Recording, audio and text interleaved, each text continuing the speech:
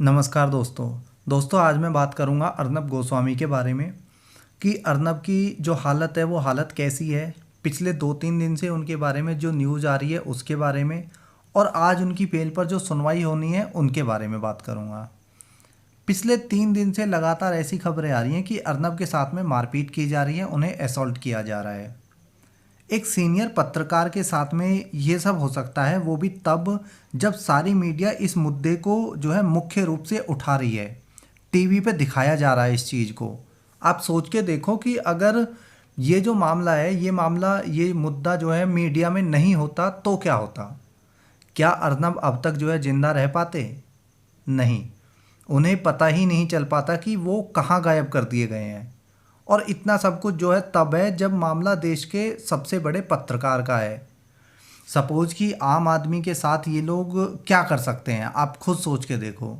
अगर किसी आम आदमी या जैसे आजकल यूट्यूबर के साथ में हो रहा है, यूट्यूबर्स को उठाया जा रहा है, उन्हें नोटिस दिए जा रहे हैं, उनके साथ में ये इतनी खुन्नस निकाले, इस तरह की खुन्नस निकाले जैसे अर्नब के साथ निकाली जा रही है, तो उन्हें तो पूरे परिवार समेत जो है गायब किया जा सकता है।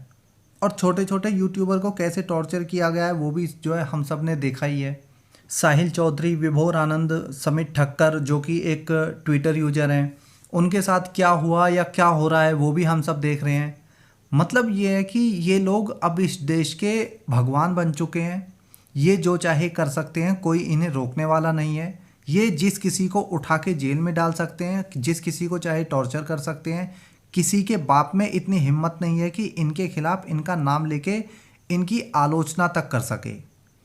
56 इंच का सीना और उसकी पार्टी जो है इनका नाम तक नहीं ले पा रही है।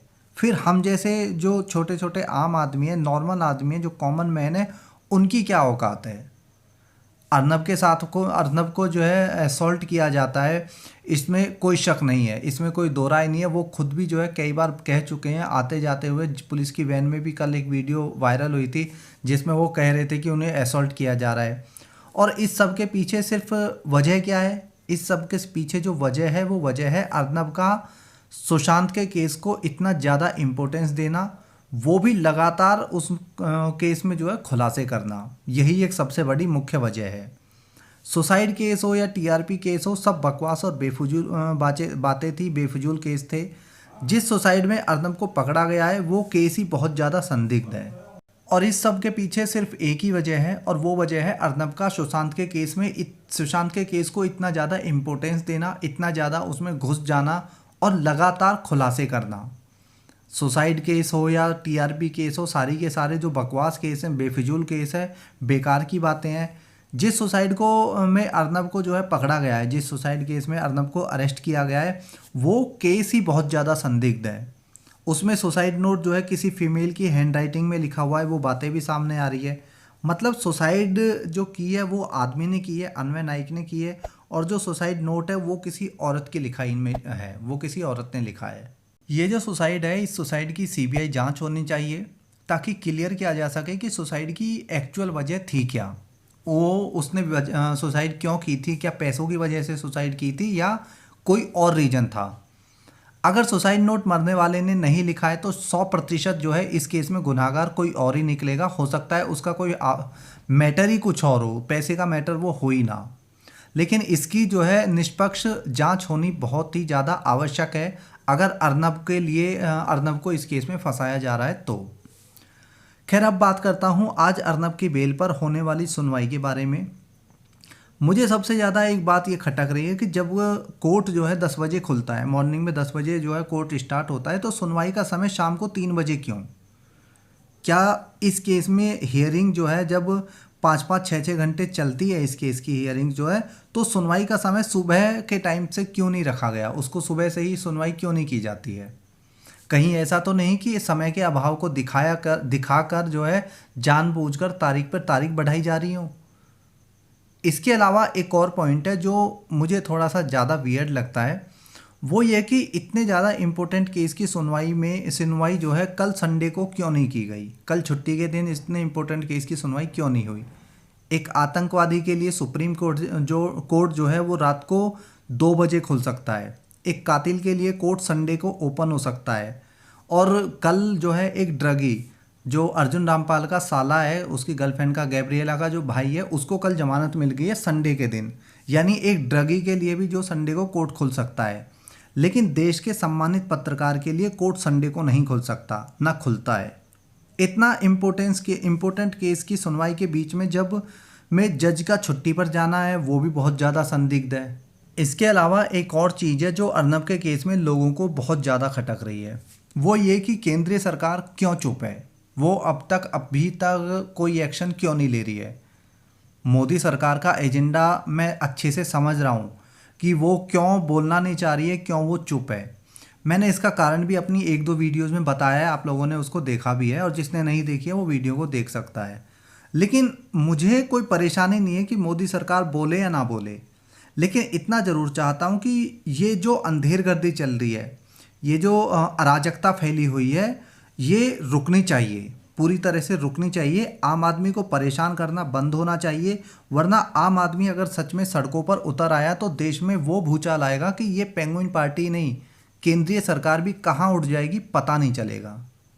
मोदी सरकार जितना चुप है, उतना ज़्यादा वो देश के युवाओं को अपने अगेंस्ट कर रही है, अपने विरोध में ला रही है। लेकिन अहंकार में डूबी मोदी सरकार को शायद ये सब चीज़ें अभी समझ नहीं आएंगी। समझ में तब आएंगी जब चिड़िया सारा खेत जो है वो चुग जाएगी। आज अगर अर्नब की बेल नहीं होती है तो लोगों का जो गुस्सा है, लोगों के अंदर जो पेशेंस ख़त्म होता जा रहा है, वो बहुत ज़्यादा बढ़ जाएगा। लोग और ज़्यादा धरनों में हिस्सा लेंगे और ज़्यादा सड़कों पर आएंगे। और ऐसा नहीं है कि लोग अब तक सड़कों पर नहीं आए हैं, लोग पहले दिन से ही, जिस दिन से अर्नब को उनके घर से अरेस्ट किया गया था, उसी दिन से लगातार धरने दे रहे हैं, प्रदर्शन कर रहे हैं, आंदोलन कर रहे हैं, अर्नब की रिहाई की मांग कर रहे हैं। मेरठ हो, लखनऊ हो, भोपाल हो, चंडीगढ़ हो, पंजाब, मुंबई, मध्य प्रदेश, गुजरात, दिल्ली, हर जगह जो है धरने किए जा रहे हैं, हर जगह आंदोलन हो रहे हैं। यहाँ तक कि जब अर्नब को जो है तलोजा जेल ले जाया जा रहा था, तो लोगों का एक बहुत बड़ा काफिला था जो पुलिस वैन के पीछे चल रहा था। उसके बाद तलोजा जेल के बाहर भी जो है काफ़ी मात्रा में लोगों ने धरना प्रदर्शन किया, उनकी रिहाई की मांग की, और शाम होते होते तलोजा जेल के बाहर लोगों की संख्या हज़ारों में पहुंच गई थी। ये अपने आप में बहुत बड़ी बात है। इससे आप अंदाज़ा लगा सकते हैं कि लोगों के अंदर किस कदर गुस्सा बढ़ता जा रहा है। और ऐसा नहीं है कि ये गुस्सा सिर्फ पेंगुइन पार्टी के खिलाफ है। जितना गुस्सा पेंगुइन पार्टी के अगेंस्ट है, उससे कहीं ज़्यादा गुस्सा केंद्र सरकार के विरुद्ध है, क्योंकि जो लोग इस सबको कर रहे हैं या करवा रहे हैं वो तो गुनहगार हैं ही, उससे ज़्यादा गुनहगार वो है जो इस सब को रोक सकता है, इस सब को रुकवा सकता है, और वो भी जो है सिर्फ चुप बैठ के राजनीतिक रोटियां सेक रहा है। कल पूरे दिन एक और बात का मुद्दा बना रहा, एक और बात जो है पूरे दिन चर्चा में रही, वो ये कि अर्नब को तलोजा जेल क्यों लेके गए। दरअसल जिन्हें नहीं पता है उन्हें बता दूं कि तलोजा जेल जो है वो सबसे ज़्यादा खूंखार अपराधियों से भरी पड़ी है, खूंखार अपराधियों के लिए ज़्यादा फेमस है।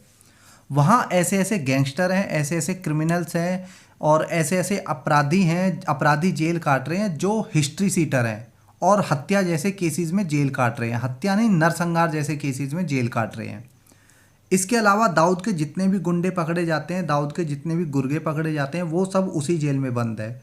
साथ ही तलोजा जेल में ऐसे अपराधी ज़्यादा हैं जो 15 साल, 20 साल, 30 साल या उम्र कैद की सज़ा काट रहे हैं। ऐसे अपराधियों के बीच में अर्नब को भेजने या रखने का एक ही मकसद हो सकता है, और वो है कि या तो अर्नब को ऐसे ही किसी अपराधी से जो है अंदर ही अंदर मरवा दिया जाए, या किसी क्रिमिनल से अटैक करके घायल करवाया जाए, या जेल के अंदर ही जो है पिटवा दिया जाए। यानी कुछ ना कुछ, कहीं ना कहीं, कोई ना कोई तो छोटी या बड़ी साजिश इस सब के पीछे है। और जेल के अंदर ये सब काम करवाना या ये सब काम होना कोई बहुत ज़्यादा मुश्किल नहीं होता है। यहाँ तक कि जेल में किसी की हत्या करवाना भी बहुत ज़्यादा आसान होता है। मान लो जेल में किसी की जो है हत्या करवानी है, जेल में किसी अपराधी से कोई केस करवाना है, या अर्नब के साथ में ही कुछ ऐसा हो जाता है, तो क्या होगा? जेल के अंदर आपसी लड़ाई दिखाई जाएगी, और हत्या करने वाला या ऐसा केस करने वाला अपराधी जो होगा वो सबसे पहले तो 20-30 साल की सज़ा काट रहा होगा। ऐसे जो केसेस होते हैं, वो ऐसे जो हत्याएं करवाई जाती है वो ऐसे अपराधी से करवाई जाती हैं जो ऑलरेडी 20 साल 30 साल की सज़ा काट रहा होगा, ऑलरेडी उम्र कैद की सज़ा काट रहा होगा। उस कंडीशन में क्या होगा? उस कंडीशन में ये होगा कि वो कैदी ऑलरेडी तो जेल में बंद है ही, अब उस पर 2-4 धाराएं लगाई जाएंगी, हत्या का केस चलाया जाएगा और वो केस चलेगा 10 साल, 15 साल, 20 साल। और इतने साल वो अपराधी वैसे भी जेल में तो है ही है, तभी तो ऐसे अपराधियों से जेल में इस तरह के कांड कराए जाते हैं, ताकि जो काम है वो काम भी हो जाए और एक्स्ट्रा सजा भी ना हो पाए। बाकी आपको क्या लगता है कि तलोजा जेल में ले जाने का अर्नब को जो है क्या वजह हो सकती है, उसके पीछे का जो रीज़न है वो क्या हो सकता है, और केंद्र सरकार की चुप्पी का क्या कारण है, वो भी आप मुझे ज़रूर बताना, अपनी राय ज़रूर देना। इस वीडियो में इतना ही। जय हिंद।